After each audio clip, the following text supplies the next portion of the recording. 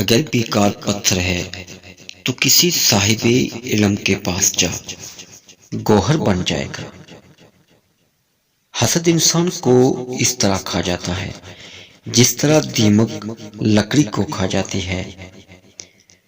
شیطان کے منتر ٹیڑے دلوں میں اتر جاتے ہیں، جیسے ٹیڑھی جوتی ٹیڑھے پیر میں۔ مخلوق خدا پر رحم کرنے سے دنیا اور آخرت میں سرفرازی عطا ہوتی ہے۔ حسد کی بجائے رشک سے کام لینا چاہیے اور اپنے اندر وہ عادات و اطوار پیدا کرنے چاہیے جس کی وجہ سے اللہ کے نیک بندے اس کی بارگاہ میں مقبول ہوئے اور بلند مرتبے پر فائز ہوئے۔